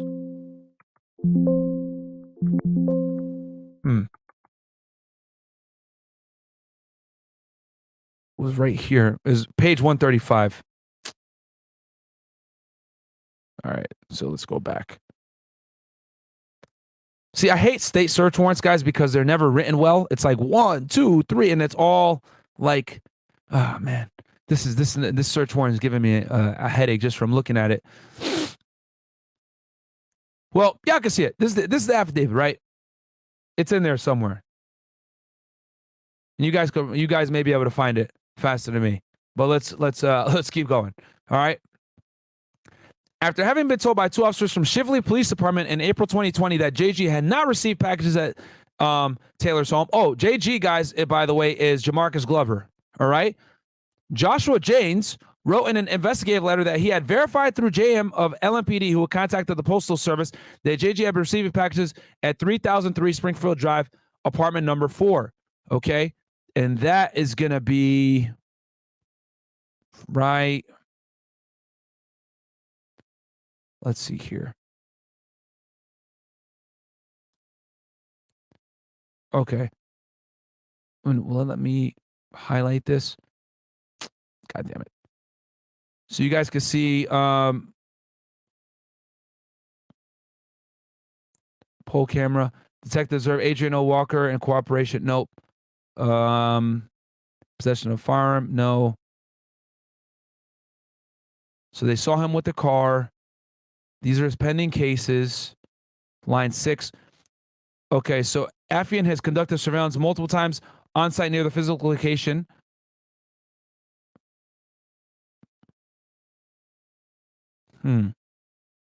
Okay. Affian has verified through multiple computer databases that Breonna Taylor lives at 3003 Springfield Drive, number 4. Affian verified through multiple computer databases that as of February 2020, Jamarcus Glover uses 3003 Springfield Drive, number 4 as his current home address. Mr. J. Glover and Mr. Walker are acquaintances that have been seen going to and from 2024 Elliott Avenue. That's one of the houses that was actually searched, by the way, guys. Affian verified through a U.S. Postal Inspector that Jamarcus Glover has been receiving packages at 3003 Springfield Drive, number 4. Affian knows through training experience that it is not uncommon for drug traffickers to receive mail packages at different locations to avoid detection from law enforcement. Affian believes through training experience that Mr. J. Glover may be keeping narcotics and or proceeds from sales of narcotics at 3003 Springfield Drive, number 4 for safekeeping. Now, that's from line number 9, okay? So here in the indictment, what the FBI clearly did here was the FBI went ahead probably and interviewed that postal inspector. Okay, JM is probably the initials of the postal inspector that Joshua Jaynes claimed he spoke to. Okay, so oh no, sorry, no. JM is a fellow LMPD officer. So he tried to get him to say that he had previously told Joshua Jaynes that Jamarcus Glover had received packages at Taylor's apartment. Yeah, okay. So after, so he was basically trying to get one of the officers on the team to verify that, even though that's not what happened. Okay, and then I showed you guys the part in his affidavit that was off.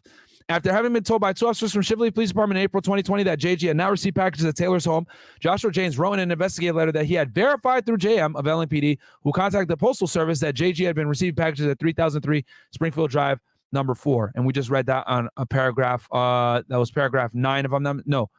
Paragraph, 9 right here. Boom. Okay.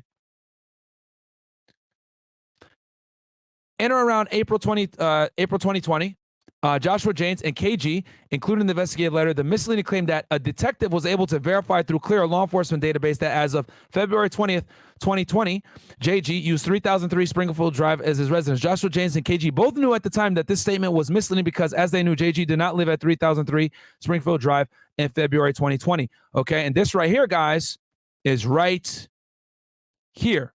Okay, after verified through multiple computer databases that as of 2020, February 20th, 2020, Jamarcus Glover uses 3003 Springfield Drive as his current home address. Okay, so the FBI went back and was like, "Hey, no, that's not true, man. You cap." All right.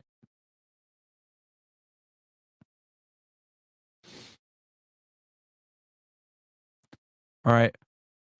From on or about April 11, 2020 through on or about May 1st, 2020, KG reviewed a draft of the investigative letter, this is Kelly Goodlett, sent to her by Joshua Jaynes containing the claim that JM had verified that JG had received packages at Taylor's residence. Knowing that the statement was false, KG failed to change the statement or make or object to it.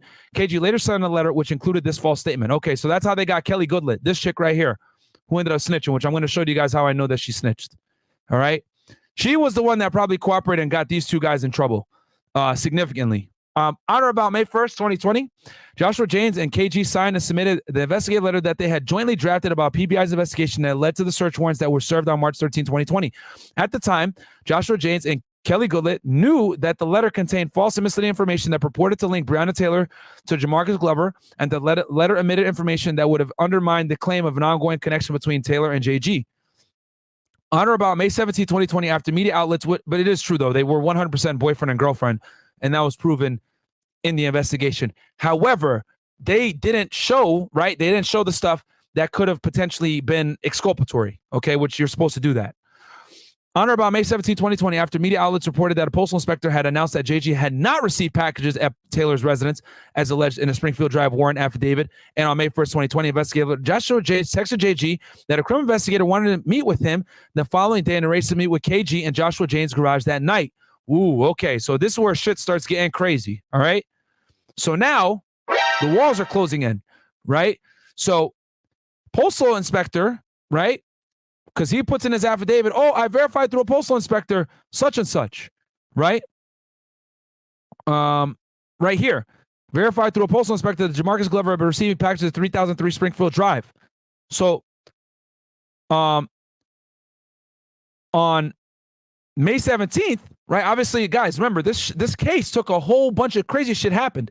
So the Postal Inspection Service is like, hell no, we didn't give this guy this information, right?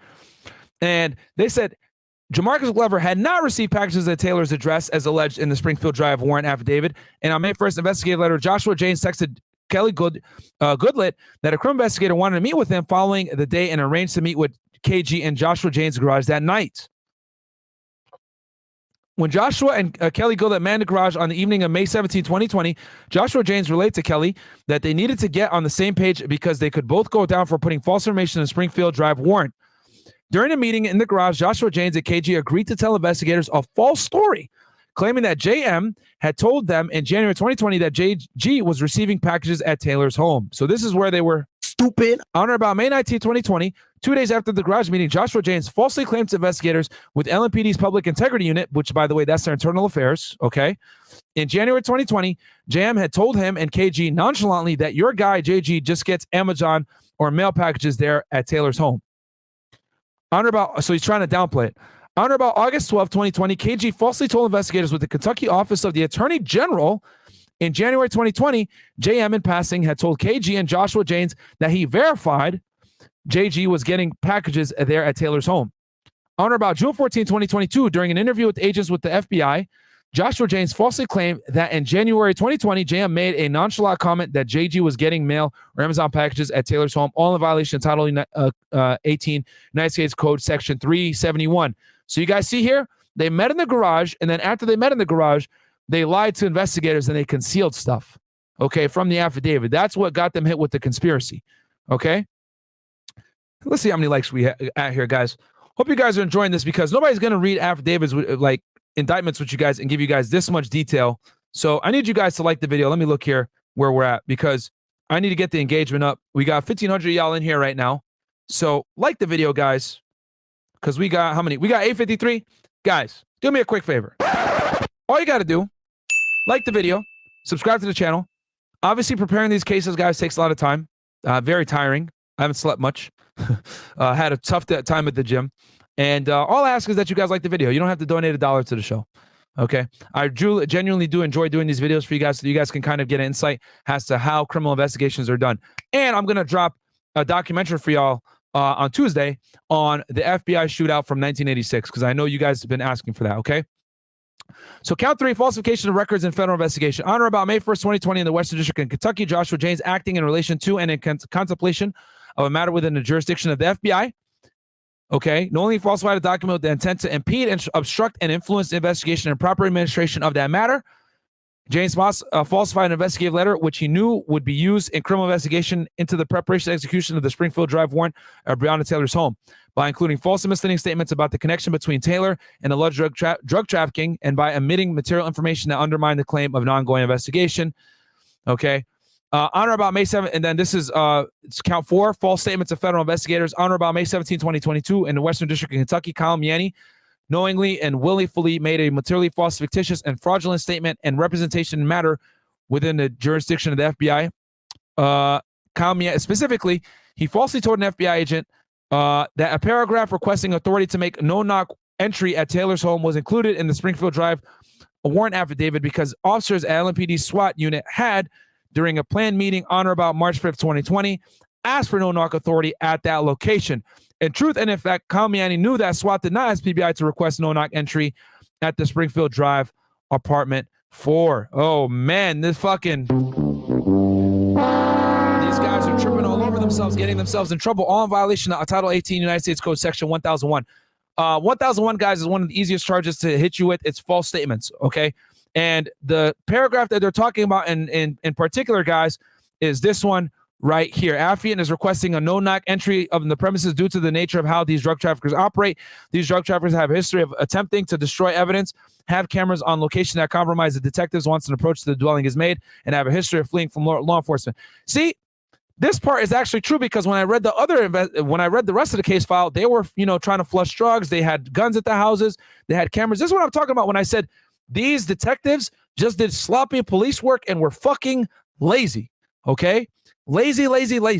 All right. And it ended up getting them in fucking trouble. And then this guy, Kyle Meany, lied, all right, the supervisor, and said, yo, the SWAT team wanted a no-knock warrant. The answer is no, my friend. And you lied to the FBI when you went over and did that in that interview. Ended up getting charged, okay? So now they're looking at count 1, no more than life, $250,000 bond, no more than 5-year supervised release, okay? And this is what they're looking at here. And then 18 U.S.C. 3013. So these are just the charges, guys, and what they carry. Now let's go ahead and look at the girl. All right. So this gets a little bit better. Okay. And I'm gonna go ahead and enlarge this for y'all real quick. And we'll take a look at the chat real fast. Shout out to all you guys in the chat, by the way, my ninjas. Let's see here what the likes are at, guys. I hope you guys are enjoying this breakdown, man. Like I said, we're document heavy today, man. We're looking at the actual documents. All right. And there's 1.5K of you guys watching. Please like the video, man. Like I said, this stuff takes a lot of time to prepare. Reading this document with you guys, breaking it down, helping you guys understand what this all means. Okay. Ain't nobody else giving y'all this kind of sauce on the internet. Okay. Because they're just not. Okay. So what's an information? Guys, an information is filed by the AUSA. All right. It's filed by the prosecutor 9 out of 10 times. Okay. We'll give y'all some game right now. If you see information filed against someone 9 out of 10 times, that means that individual is cooperating. Okay. Again, 9 out of 10 times, not every single time, but most of the time. If you see an information filed on an individual, it's a telltale sign that subject is cooperating with the government. Okay. There's some sauce for y'all right there. Brought to you only on Fed at 1811. No, ain't nobody else going to break that down for you guys like that. Okay. Now, when it comes to the state, I don't know. But federally, if it's information, they're cooperating. All right. So here's Kelly Goodlett. Okay. And as you guys can see, she was one of the people that met with such and such at the garage. Let me break this down for y'all how this probably went. I'm going to go into a dream scenario.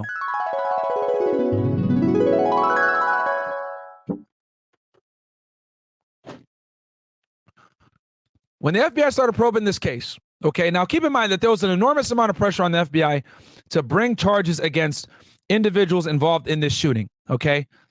So when the FBI started this investigation 2 years ago, back in March, right, they have to let the internal affairs do their investigation first. Internal affairs always typically gets first right of refusal, okay?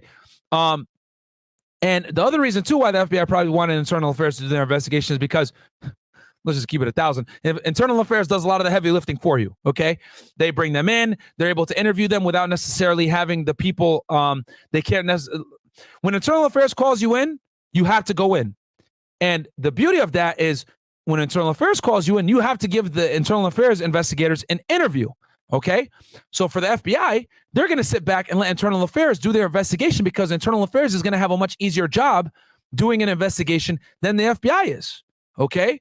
Because number one, it's standard protocol. They're going to be more likely to cooperate with internal affairs. Number two, they have to cooperate with internal affairs. And then number three, they might be able to get information from internal affairs that they might not necessarily be able to get on their own. So you guys are probably wondering, what took them so long to indict? Well, they had to let everybody else, the Attorney General's office, the internal affairs, let them do their case, right? And then after they did their case, they're like, hey, guys, we're going to take this thing federal. All right, cool. Internal affairs turns it over, lets the FBI do it, right? And then that's why the FBI was doing all their interviews late as hell, like in 2022, as you guys saw when they were lying to investigators. They already had their case made. It's just that they wanted to kind of get them in their, in the last steps. Okay.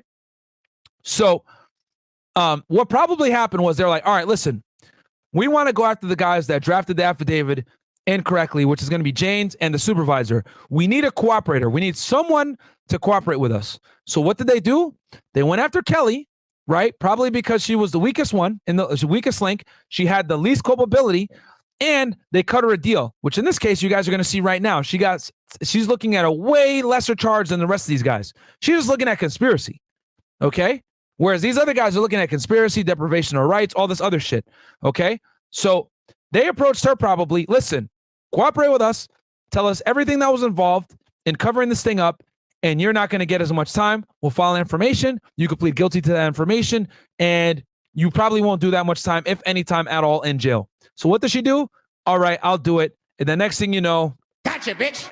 Bam. Now they got a cooperator, and they're able to make the case against Meany and against the other person.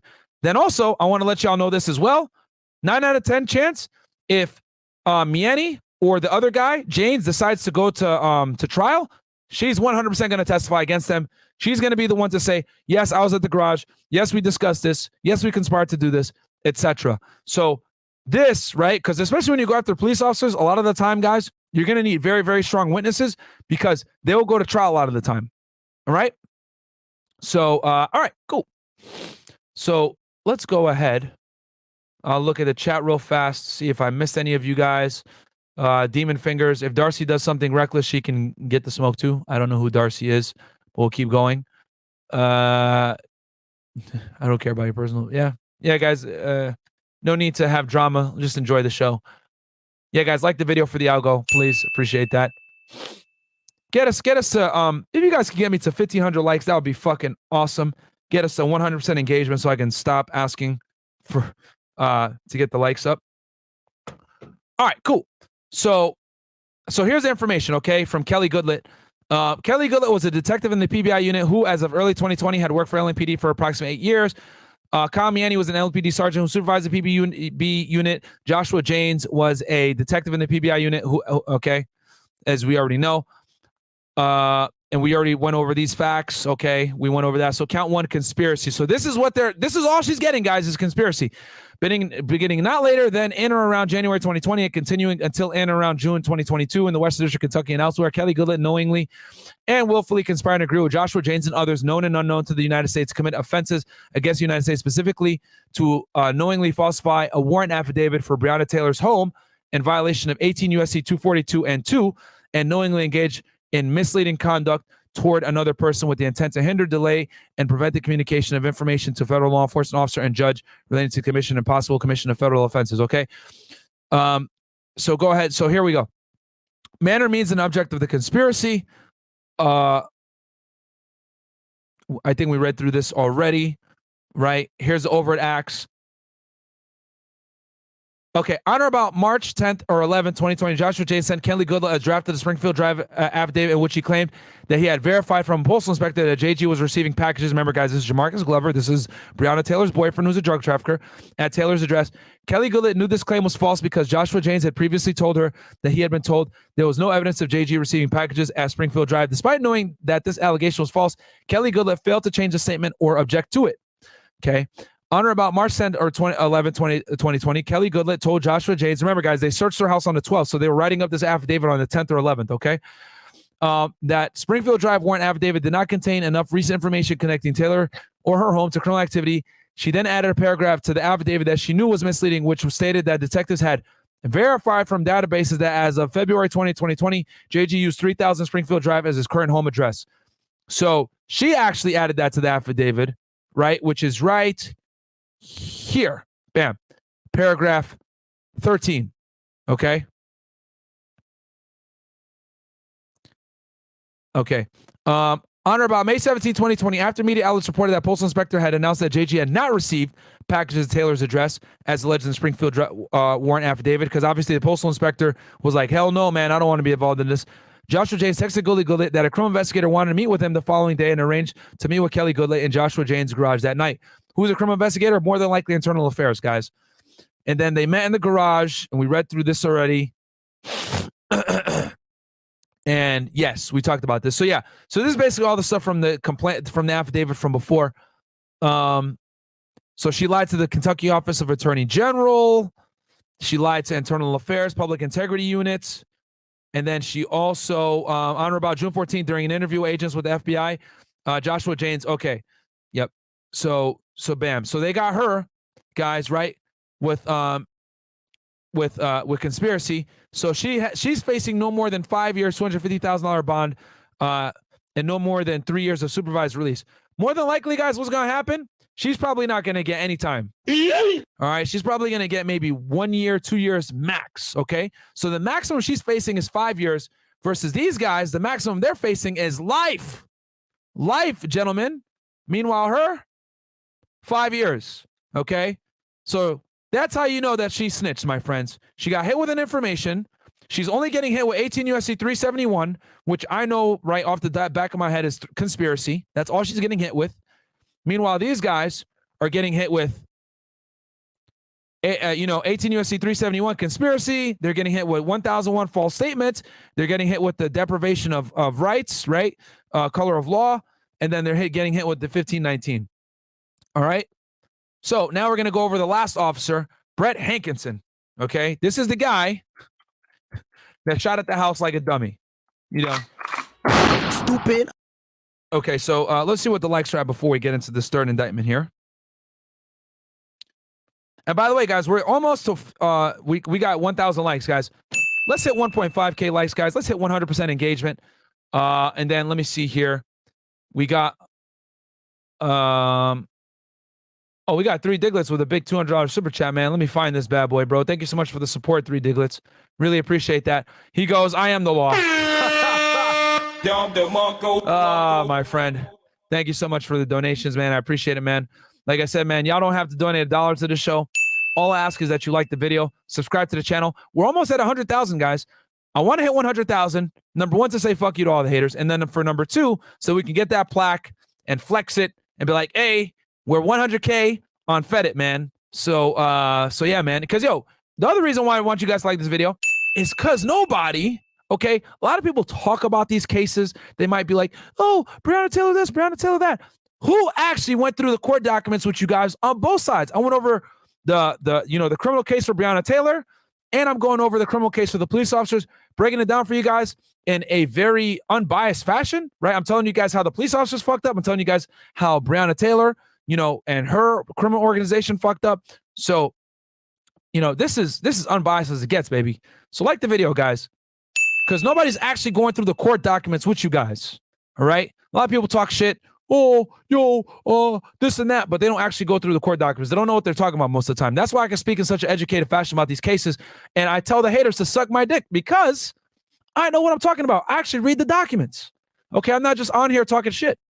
I'm a retired NYPD detective. My former unit actually did the GS9 case. Keep up the good work, Myron. Yo, Shout out to you, bro. Hit me up on the side.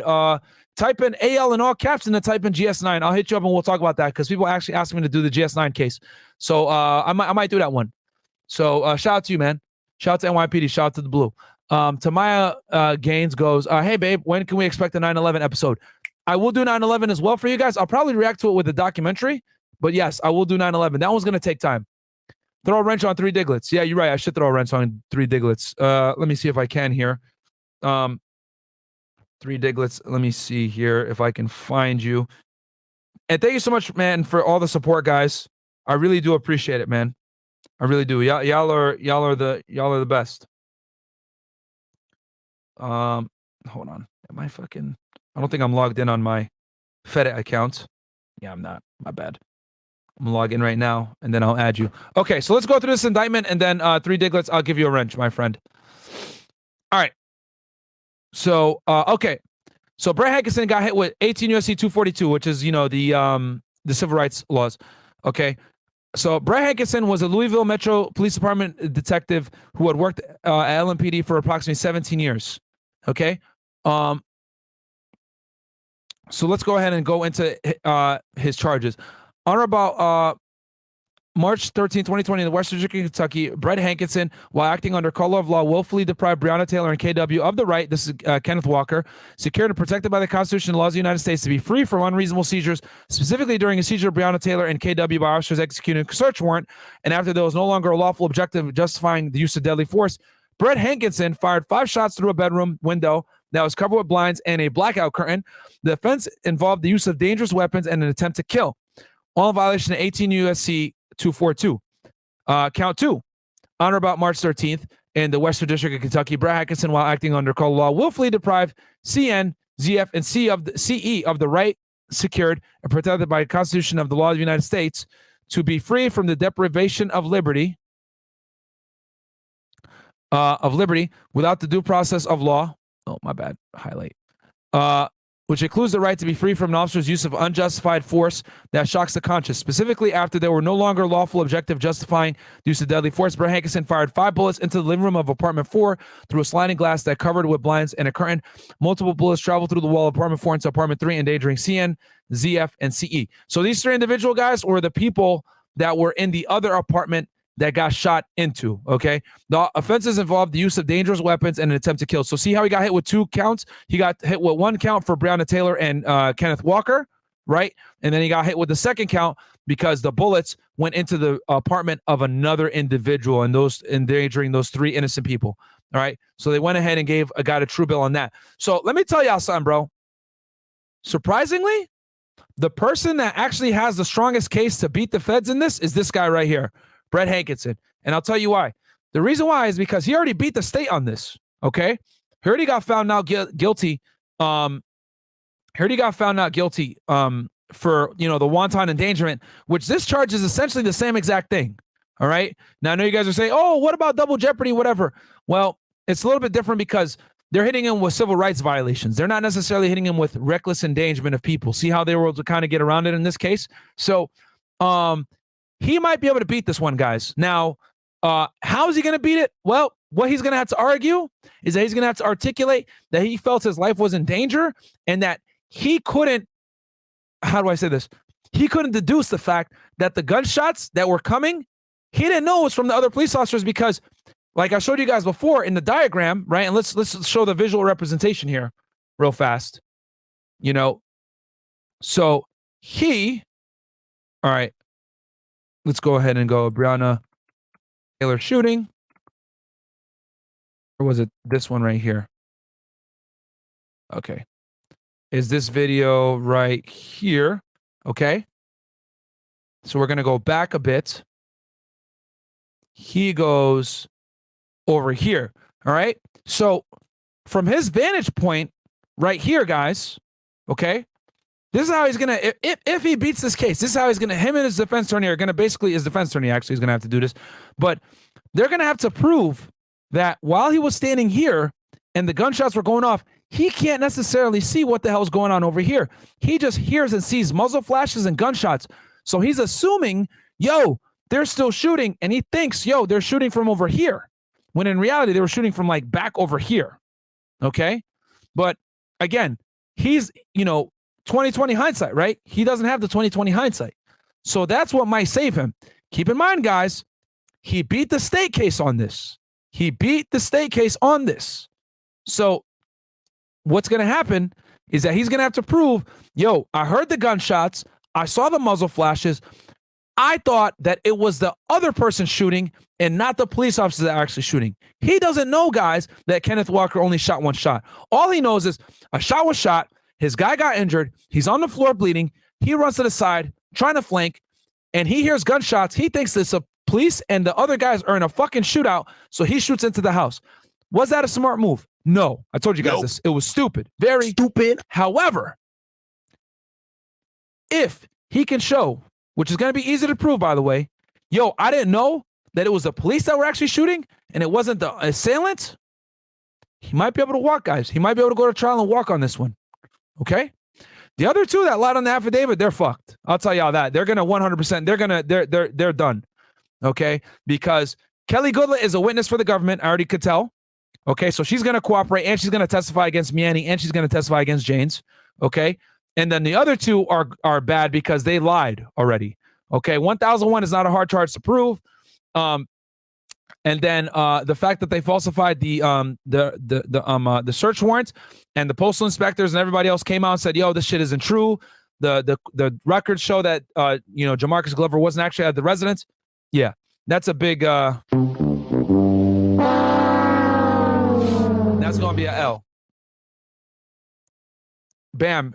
Remy Era, there we go. Someone has some higher IQ in here. Officers can't be held for truths they learned in hindsight. Exactly. Shout out to the Rami area. He gets it. Yeah, man. 2020 hindsight, guys, does not apply. All right? It does not apply. That's a landmark case right there, Graham versus Connor. Okay. So I think that covers the Breonna Taylor case, guys. Or actually these guys. So, and then let's go through and I'll show you guys real fast I'm going to show you guys real fast the cases where they are right now. So this is Joshua Jaynes, okay? This is him. And then this is Calamiani. This is what they got hit with: deprivation of rights, false statements of federal investigators, right? 1001, falsification of records in a federal investigation, conspiracy, deprivation of rights. So Jaynes has the most serious stuff, right? And then here's the plaintiff, the USA, right? And then here's the indictment, okay? And then they had court, and yeah, I mean, basically, the case just started, guys. So we'll stay on touching this and see what happens. And then here's Kelly Goodlett, right? All she got hit with was conspiracy. That's how y'all know she cooperated, right? And then all she has the information set against her. She probably wasn't even arrested. She probably came in and they just let her out on bond. And then this guy actually, let's see here if these guys got bond. Okay, jury trial set for October 11, 2022 at 9:30 a.m. in Louisville courtroom.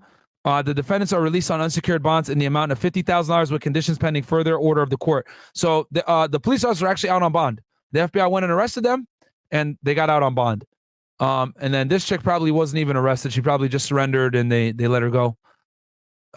Sealed document information felony. Yep. And then this guy, Brett Hankison, deprivation of rights, right? He's the one that was shooting into the house. He also got a, let's see here. The defendant is released on unsecured bond in the amount of $50,000 with conditions pending further order of the courts. Okay. He was arrested on the 4th, I think, if I'm not mistaken. Yep, arrested Brett Hankison. Yep. So was on the 4th. So yeah, they went and arrested all these guys on the 4th. They picked them, the SWAT team hit them up and everything. So yeah, we'll see what happens. But that is the case, my friends, of what happened. That's the indictments. That's the charges. That's what they actually got hit with. So, all right. So let's go through some of these chats real fast. Let's see. Again, he's very lucky he didn't hit anyone in the other apartment. Yeah, he would have been in big trouble if he did. Highly doubt it will be much. Yeah, she won't get that much time. You guys like the video, by the way, please? Let's see here. Let me move this down here. Okay. There's 1470 of you guys in here in the chat. Boom. Demon figures. Oh, the woman who ran the light and killed the 6 people once she gets charged. Oh yeah, I heard about that shit. I heard about that one. Let's see here. What the fuck is 2020 hindsight? I thought it was 50-50. Oh man. If they somehow walk, going to be more riots. That's true. That's true. But the 2 officers that they got for lying on affidavit, they're the ones that are definitely going to go down. But guys, remember, I want to make this extremely clear. The officers that actually killed Breonna Taylor are not going to prison and were not charged. Okay? It was the officers that wrote the affidavit that were charged. And people don't seem to understand the difference here. That's very, very different. Okay? Lock them up for Mr. Stewart. Yep, the 2 people that lied on the affidavit, I agree. They fucked up. Okay. Anyway, I could go through the 9/11 case with you. I'm on the other side of how it went down, and I have done over 7 years of research and everything about and surrounding information. I would love to talk. Reflex. Okay? I'm going to stay away from any conspiracy theories on 9/11. I'm just going to keep it like, with the criminal investigation, everything else like that. If people want me to do a conspiracy episode, I could do that too. But for the purposes of 9/11, I'm probably going to just like keep that one straight, criminal investigation. Don't sleep at a drug trafficker's house. Yes, facts. He wanted to play hero. Absolutely. Yep, that's what fucked him up. Maxwell Jacob, you've been spitting fire this whole stream. Probably. Y'all expect people y'all hate to love you. Yeah, that's true. Derek Mitchell. Hey, Myron, would you and Fresh do an anniversary episode when you did the legendary 5-hour podcast last year when they tried to cancel you? I mean, we're uncancelable at this point, man. But I mean, maybe who knows? We have the whole Gaines jam in here. Yep, absolutely. Shout out to her. Shout out to Kran Kaur. That's a feminine woman that has a guy at home, so she's winning. He needs his dose of attention, sad man. Yep, absolutely. Let's see here. Anything else? Let me make sure I didn't miss any chats. Okay, I think I'm caught up on all the chats. I think I got all of y'all. Okay, if someone else goes, find a case against Pfizer, Myron, against Pfizer to do Myron. Okay, if there is a criminal case against them. And other than that, yeah, cool. So guys, I love y'all. I appreciate y'all. You guys are all the best. I hope you guys enjoyed the episode. Like the video. Share this video with a friend. I think, just to recap on what happened, I want to make this extremely clear for all the weirdos out there that might get offended or butthurt or whatever it may be. Keep in mind, Breonna Taylor 100% did not deserve to die. Okay? What happened was terrible. It was a tragedy. However, we got to look at the facts. Breonna Taylor was a criminal. Her boyfriend, Jamarcus Glover, was a criminal. She was involved in a drug trafficking organization where she was committing crimes to aid her boyfriend, Jamarcus Glover. Whether their relationship had been strained or wasn't as strong as people had thought, there was plenty of evidence that showed, okay, and we had video surveillance on this, we had jail calls, whatever, that showed that she had an intimate relationship with a large-scale drug trafficker, aka Jamarcus Glover, and he owned and operated a bunch of stash houses in the Louisville area that were responsible for facilitating the movement and trafficking of narcotics in Louisville, Kentucky, in the West End area. Okay. And that's a fact, guys. That's a fact. This is why it's so important to make sure, number one, you don't hang out with losers. Number two, you don't date losers, and you keep yourself around people that have clean noses, man. Because let me tell y'all something. Yes, these police officers fucked up and wrote shitty search warrants, okay, and lied, which they deserve to go to jail for. Hey, Myron, did Icy Shiv fresh yet? Probably. Okay. Yes, these officers wrote a false search warrant that shouldn't have been filed. However, had she never been hanging out with Jamarcus Glover and Kenneth Walker and all these other shitbags, she would have never been in that situation in the first place, guys. Okay? It always comes back to accountability of the individual. All right? Did she deserve to die? No. However, this is what happens when you hang out and date criminals or hang out with people that have nefarious backgrounds. Okay? This is what happens. You can open yourself up, okay, to a mistake by the police or being involved in, police lying in affidavits because they want to get your boyfriend so bad. They didn't care about her. They wanted her boyfriend. Okay? And they went ahead and had sloppy police work, and she suffered the consequences for it, man. That's the uncomfortable truth. No one deserves to die, but we got to call a spade a spade. She was a criminal. She was involved in a criminal organization, and she was at the wrong place at the wrong time, but because she hung out with the wrong people. Okay? That's the truth. Like the video, guys. Subscribe to the channel. Okay? We don't lie over here on this channel. People need to stop debating whether she deserved it. She should have known better. End of story.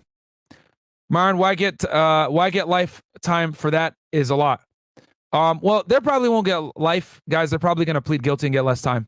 So, but other than that, guys, love you guys. I'll catch you guys on Tuesday when I do the FBI shootout from 1986. You guys are going to really enjoy that breakdown. Love y'all. Thank you guys so much to everyone in the chat. Like the video on your way out. Subscribe to the channel. Peace out, gentlemen and ladies and gentlemen.